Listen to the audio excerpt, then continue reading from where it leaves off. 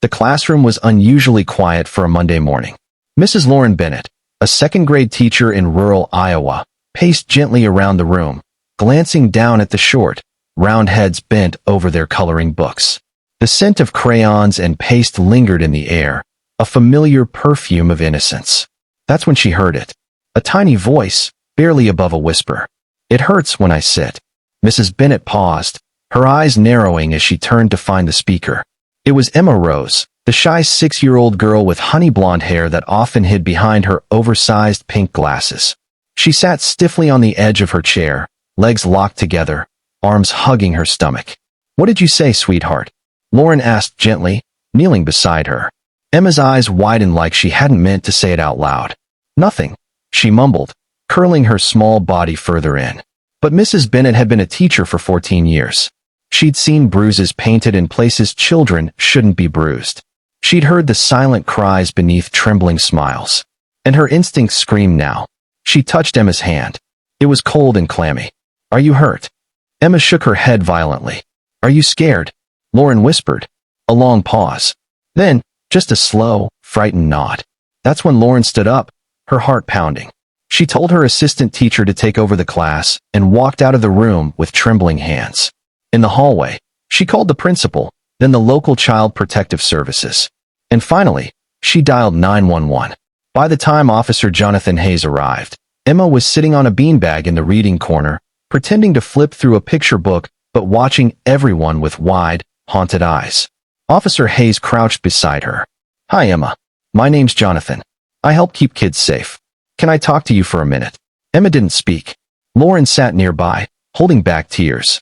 She had never made a call like this before. But something deep in her bones told her that this little girl needed someone to listen.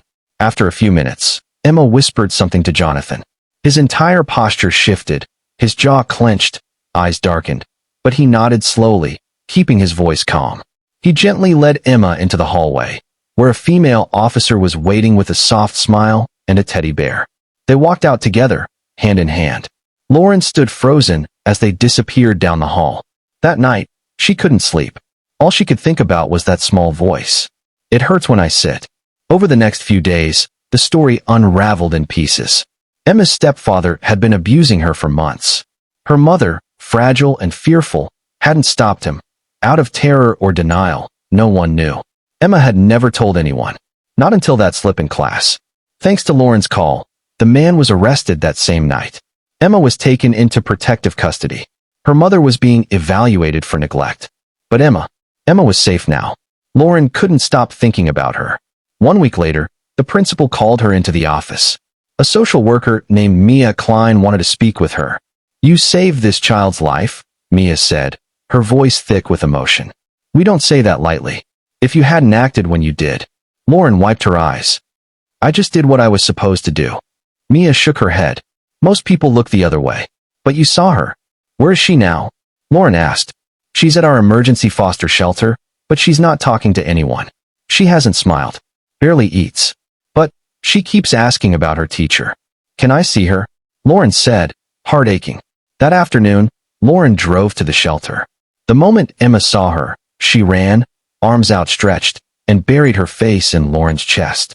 And for the first time in a week, she smiled. From that day forward, Lauren visited Emma every evening. They read books together, colored pictures, and talked about animals and clouds. Slowly, Emma began to heal. She laughed, smiled, and even sang along to her favorite nursery rhymes. One evening, as Lauren was preparing to leave, Emma clutched her sleeve. "Can I come live with you? Please? I want to go home." Lauren's heart shattered. She knew it wasn't that simple. But that night, she started the paperwork to become a foster parent. It wasn't easy. The process was long, filled with background checks, home studies, and court hearings. But Lauren didn't waver. She was determined to give Emma the safety and love she deserved. Emma moved in with Lauren 6 weeks later. At first, she was quiet and reserved, tiptoeing through the house like it might collapse.